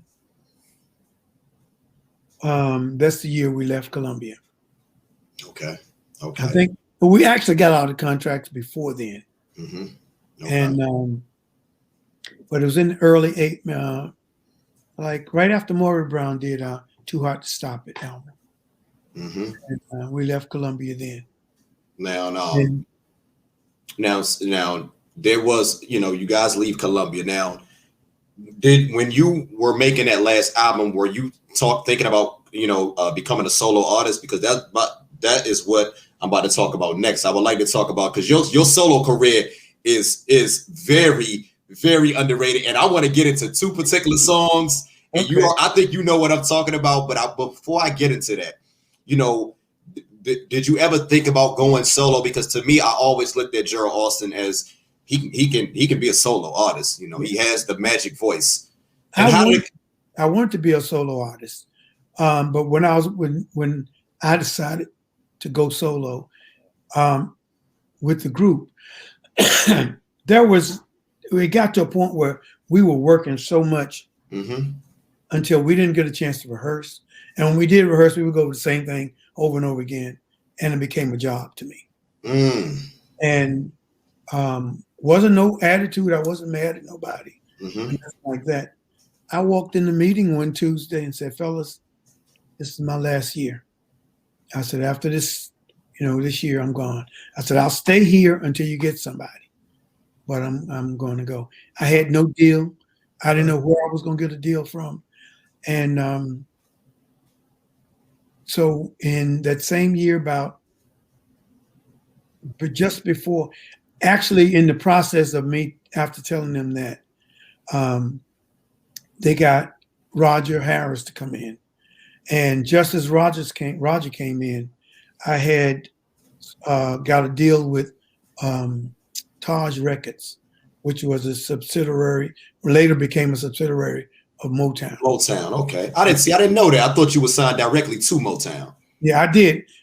I signed with Taj, and after the very first album, they bought my contract out. Oh, okay. And they re-released the album. Did they re-release that first album? I don't know. They may have. I don't know. That's self-titled, because I looked at some of the songs on that album. It look a little different. A couple of songs from the original album. They could have made a compilation. Okay. So I know I've been getting some nice checks. So I know that's right. So it's safe to say that the transition was pretty smooth as far as you know. Yeah. Okay. That's good to hear, because that's good to hear. Because a lot of times when you hear about groups, artists leaving a group, there's always, there's a lot of time we hear about tension and things like that. So it's refreshing. No, it wasn't nothing like that. I just felt like I needed a new challenge. So I did. And God bless me, I got a deal with Taj Records, and we did, in fact, after the first single, "Take Me Where You Want To." Woo! You ain't waste no time. You ain't waste no that. Let's go. Let's just get into it, Mr. Alston. So here we are. Oh, I don't want to. Let me go ahead, brother. When Gerald Busby heard "Take Me Where You Want To," the late Gerald Busby making a move to get me to Motown after the first single. Brother, when I heard that song, I'm thinking to myself, no disrespect to the Manhattans, but man, it would have been dope if you could have did music with the Manhattans and had a solo deal, because I heard somebody once say, and I think this is ridiculous. Matter of fact, they said it in the Unsung, and I totally disagree with them. I don't remember the brother's name, but he said if Gerald had stronger material, he could have been. And I'm thinking to myself, I said, did you not hear "Take Me Where You Want"? Did you not hear "Slow Motion" from the Open Invitation album? The Getting Back into that song, "Getting Back into Love." Oh no, that slow motion. I might have to talk to you a little bit off camera about that song right there of how that has helped me in some situations in a very good way. Very good way. So thank you, brother, for that. So I feel like your solo category output is very underrated. And if you look at where those songs ranked on the charts, man, "Take Me Where You Want," that's number 3. "Slow Motion," I believe that was number 5. "Getting Back into Love," I believe, was number 9. So that ain't nothing to sneeze at. So talk about your time in Motown, if you don't mind. It was. I have no regrets. I have no regrets. because I was able to sing what I want, you know, and I did what I didn't want to do. And I told them, not that I've been with the Manhattan 17 years. So I said, I want to do me, but not with the Manhattan sound. Okay. And and then Stan came with Take Me, and what's the name of the group? Oh God, Jimmy Varner, Stan's brother. They had a tune called I Surrender. Oh God. I can't think of the group right now. Jesus. I think I know who you're talking about. They did all the background vocals and stuff. Jimmy Varner played keyboards. Him and Stan was producing. Okay. And the songs were just fresher. They just took me someplace else. Yeah. And I really liked it. I remember the night I did Take Me, I had flown from Jersey, going to Reno, and we got delayed. Some happened and I got delayed in Denver. And then I got to the studio late. When I walked in the studio, everybody was waiting on me. And Bill said, Gerald, we got to go get this song right now. Come on. I dropped my bags right in the studio. I walked in the control booth. And when he played Take Me Where You Want To, that's 6 minutes and change. Yeah. When I came out there, everybody was crying. No lie. They were crying. Wow. And even the engineer. And they're talking about, well, let's try it again. Bill said, oh, no, you're not going to touch that.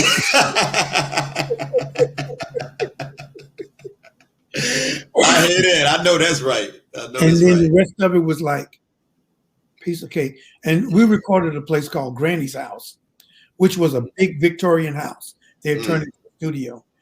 Okay. They had a chef to come in and cook for you. They had transportation to go where we wanted to go. And the studio was right downstairs. So we could record as long as we wanted to. Okay. And stop when we wanted to. And it was really, really nice. And during that time, my solo career, I call them the divas. I worked with Stephanie. I worked with Natalie Cole, Anita Baker, and I did I did a tour with Whitney in Europe in 1992. Oh my goodness. We did England, Germany, Scotland, France. Was there any place else we went? We did 45 days. And let me tell you something. Yeah, what was that like? It was awesome. It was awesome. And I would watch her every night. She was just awesome. And she was, like you. Now, which one you talking about, Whitney or Stephanie? Whitney. Okay. Whitney. When I worked with Whitney, she was a part of us. Like sometimes the headliner is all to themselves. She was a part of us. She was a part of us. And I remember her inviting us to come down to her room to pray every night before we went on. She was just awesome. Tyler Perry expressed it the best way. Whitney was somebody you always knew. She was the person like a girl next door. Yes. That's beautiful. That's and beautiful. She made you feel like that, and I used to go to the dressing room and talk with her sometimes. We just talked about anything, She'd come down and we would be in the dining room where they have food set up for us. She'd come and sit at the table with us and talk. She'd be from table to table. Okay. She was wonderful, And Anita Baker was awesome too.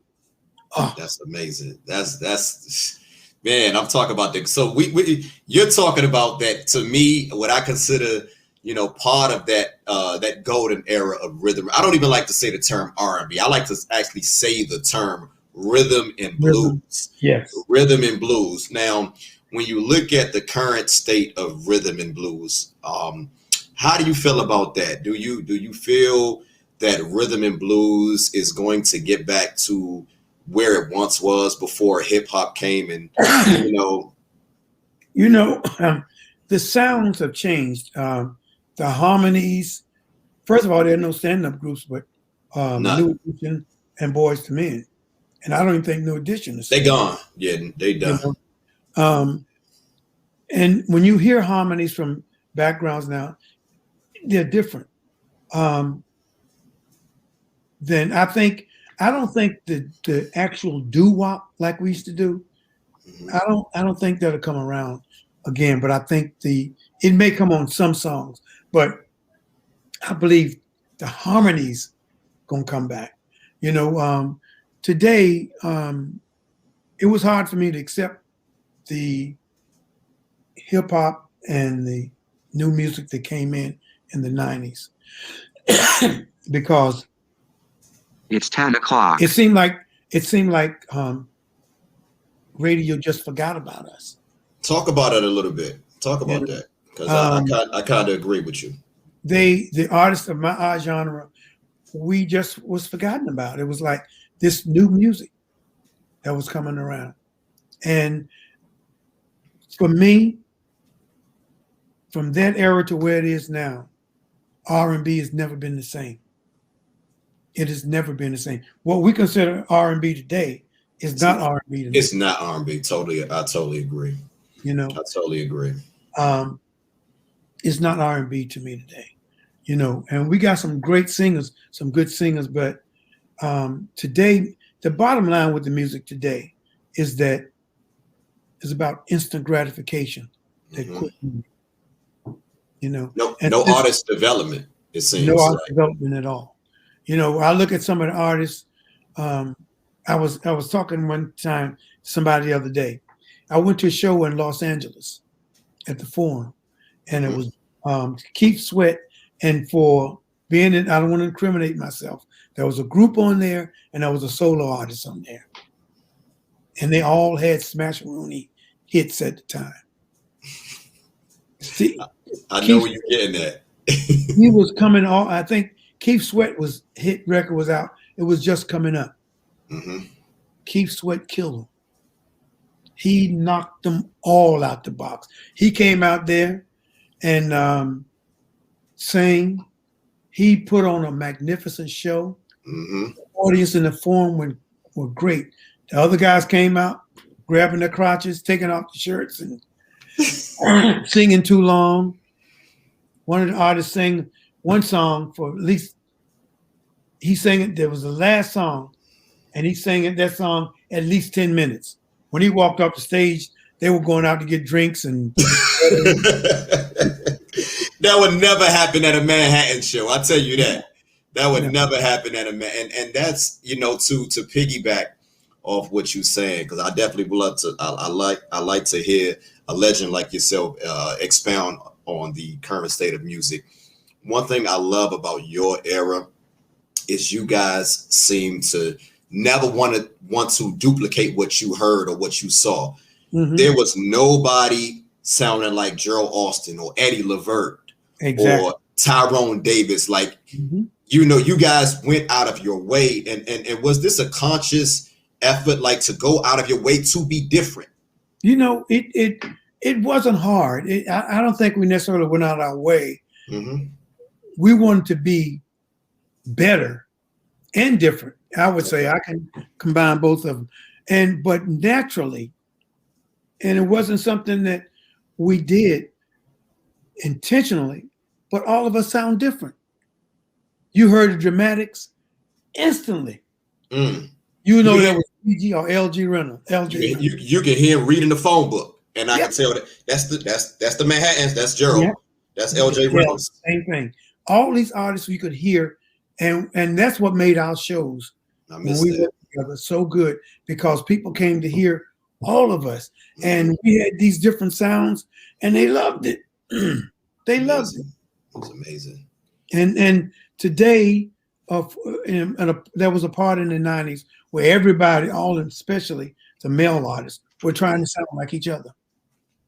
I think that's where it started. You And know, that's and that's where we at, and that kind of like where we at now, because you know, when I listen to R&B, what they call or classify R&B, and I had this conversation with Don Robinson. I don't want to really get into specifics of the conversation, but it was to the point that I was trying to explain to her that, you know, nowadays the artists don't go, they for some reason they don't have this uniqueness about themselves, and they don't mind. Like today, the audience or the fans of current R&B, they reward artists for sounding like a facsimile of somebody else.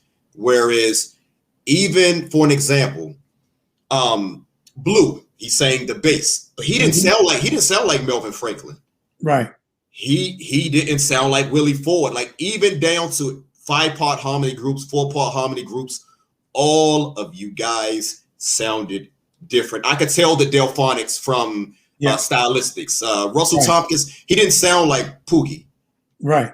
He did, and Poogie, he didn't sound like the lead guy in Blue Magic. Like, they was all, you know. So I agree with what you're saying. I don't want to, you know, to try to like down what people classify as R&B, but I like to talk to a legend like yourself and always want to hear your take, because you've been around for years and you've seen the you've seen the development and where R&B was and where it's at.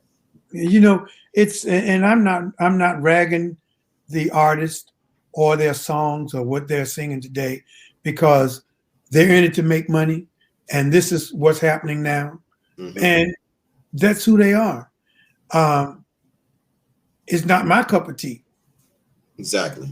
You know, I will sing the way that I sing till I close my eyes. No, thank you, brother. Now, thank you.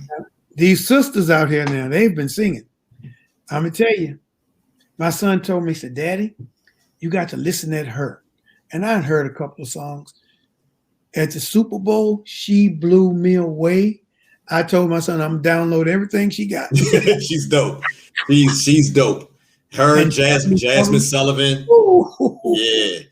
Yeah. They holding it down for they're holding it down and they bringing it. They bring it. So do you feel like, you know, like, do you feel like rhythm and blues do it? You feel like it get the respect that it, because you mentioned about hip hop. Like, what I've noticed being a fan of hip hop, but I also noticed that it seems to me that hip hop, as much as they sample a lot of you guys, I don't know. Do you feel like they are knowledgeable about the actual music, or do they just use you guys as far as sampling? You know, I think. What's your take on that? I think they like our music, but they can't produce it like that. See, now, first of all, you don't have musicians in the studio no more. That's what I was waiting for. Everything is done with a keyboard, drum machine. You may have a guitar player.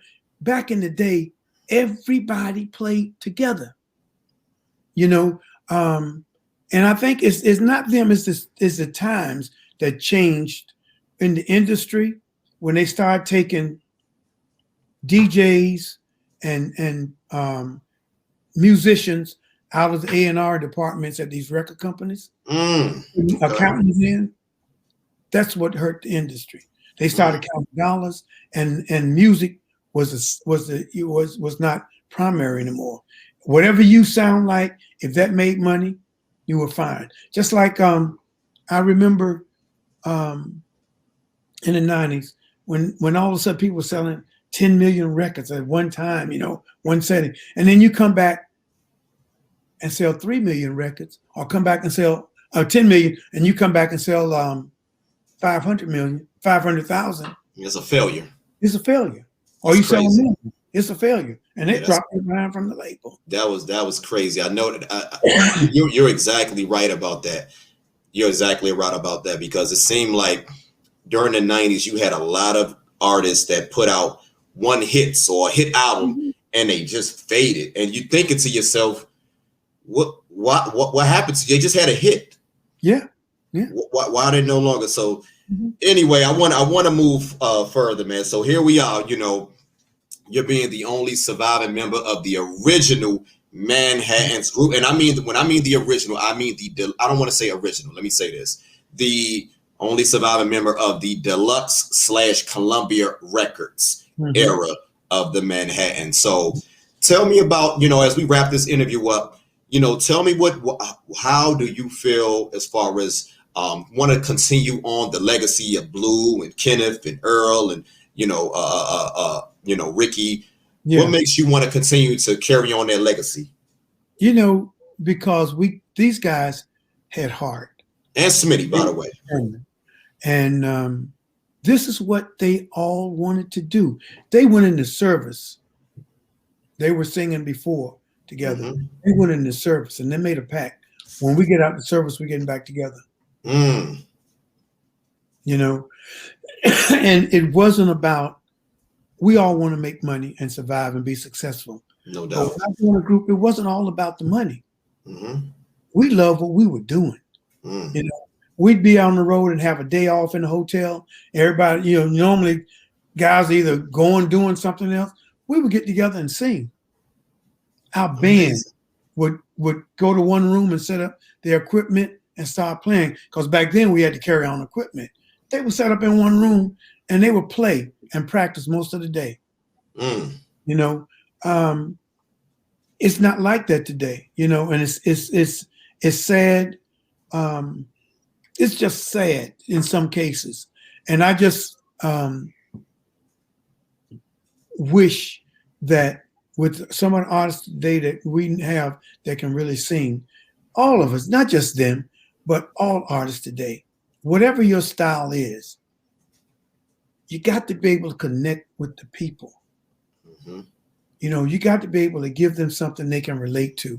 My son rap, he sings, and he sings ballads, but he listens. I can go up to his room right now, and he has everything, most of the old school stuff. He be playing stuff by the Dells, by us, the Dramatics, Delphonics, and I remember when he was about maybe 4 or 5, he used to talk about Smokey Rocks.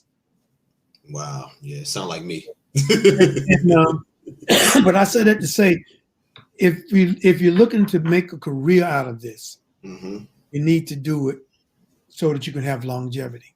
If you're in it just to make a quick buck, then what you're doing. And the industry had changed so much until that's what it's all about. No our music get played on the main. If my music get played on the main station, if I don't know somebody or they're a friend of mine that's doing me a favor, my record may get played, but it'll be played at 4 o'clock in the morning. Everybody sleep. Right. Well, Mr. Alston, you on Mount Rushmore, so you already, everything that you're doing right now is a bonus, man. And that leads me into this new formation of the Manhattans. Tell me about the new formation of the Manhattans, and tell me about this new single, Get It Ready, man. Talk about that, brother. You sent that to me. I'm loving it. Talk to me about there we go. Talk to me about this new formation of the Manhattans and this new single that you got out. Well, Troy May, Dave Tyson, they've been with us for going on 27 years. When we did the reunion, E-Band Brown from the Stylistics, that used to sing in the Stylistics, he was singing with us. And he got a job. This is before he got the Stylistics. He got a job with Delphonics. We brought in Troy. And then we had someone else singing, a young lady with us.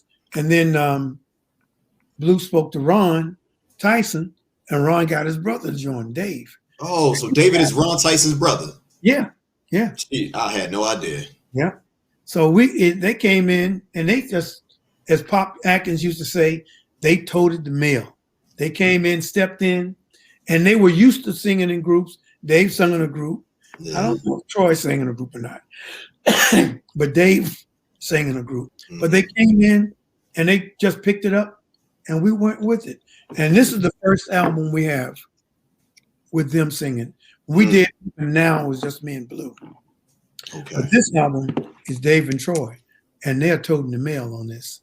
I know that's right. Yes. I know that's right. That's dope, man. I'm looking forward to, like I said, you sent me the single. I'm loving it. I'm definitely want to promote that because I think it is fire. Yes. You guys haven't missed the beat, brother. Continue. That single, it's I wrote it. This album was produced by a keyboard player. This is a family album. East Coast Connection, our band, they played on, and Curtis Dukes produced it, and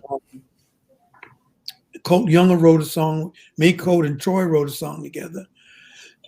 But She's Coming Home was written by Curtis and myself. So you still writing? Yeah.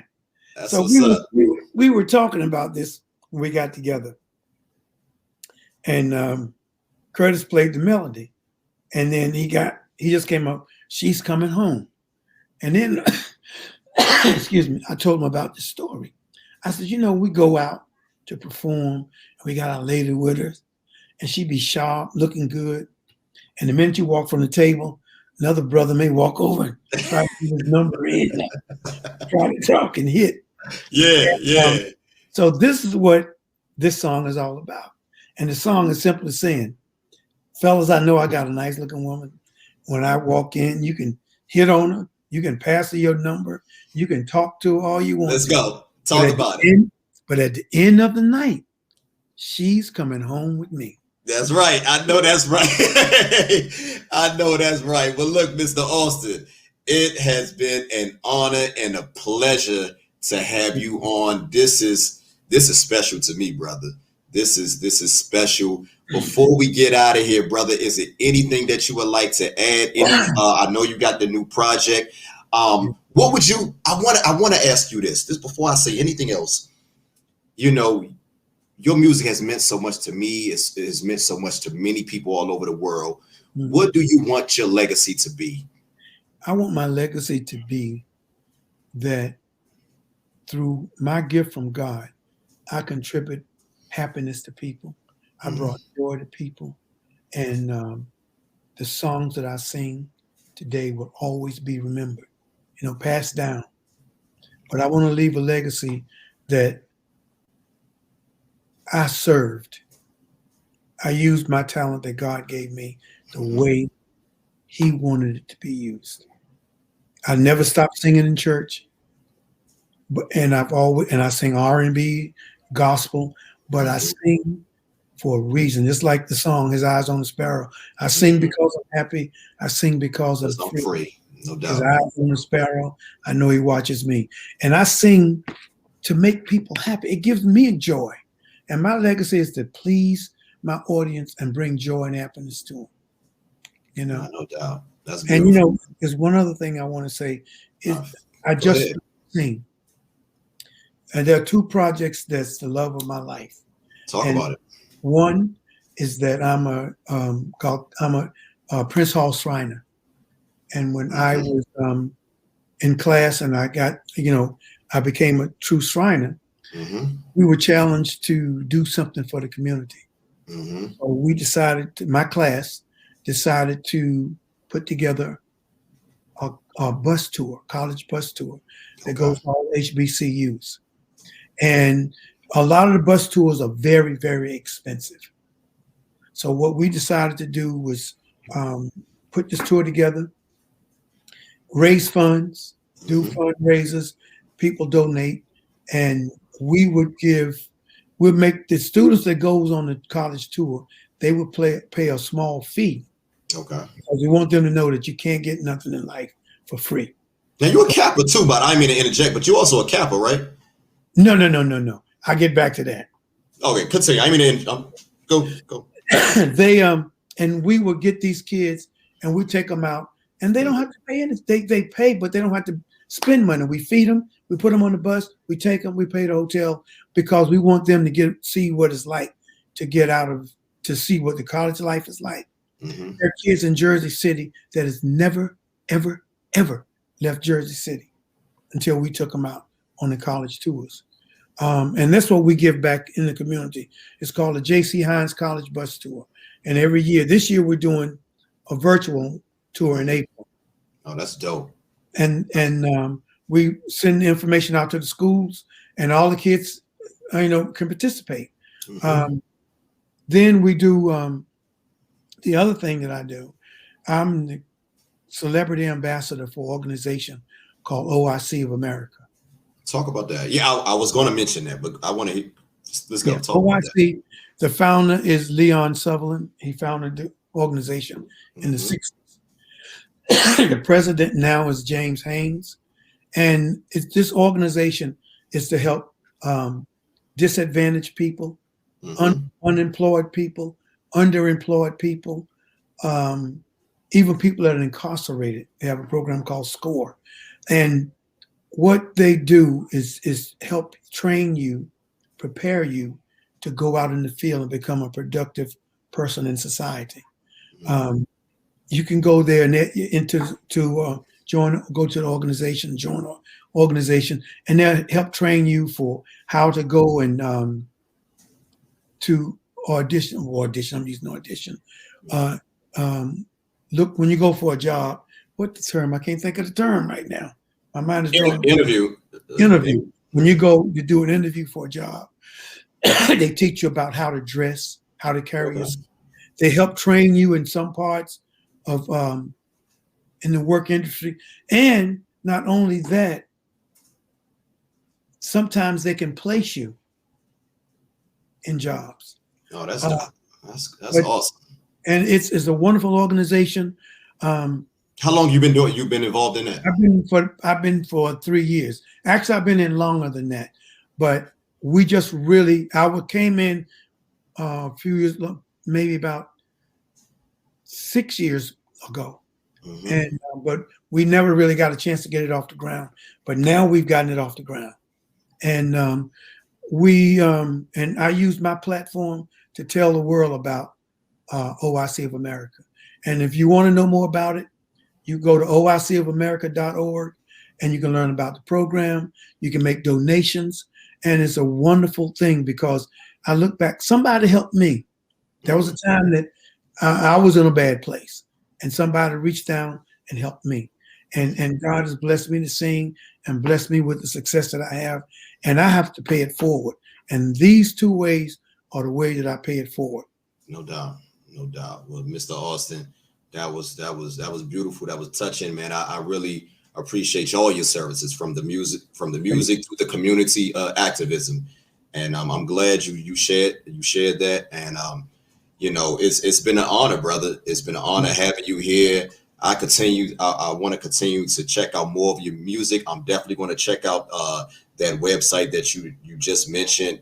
And I want to bring more light to that as I release this interview, because what you're doing in the community is amazing, and it shows that you can use your platform to help others. Exactly. And I'll make sure I text you the OIC's. Please do. Yeah. And also I forgot with this, if you want, you can download it on all the platforms. Okay. New CD. And if you want to get an actual copy, you can go to CD Baby or go to our website. Let's just kiss and say goodbye. We're on Facebook, we're on Twitter, we're on Instagram, so you can follow us. That's it. Well, look, I'm Malak Arif. We got the legend, the one and only Gerald Alston, lead singer of the legendary Manhattans. It's been an honor, brother. We love you, and you have a good night, King. All right. Thank you. Take care, brother. Okay. All right.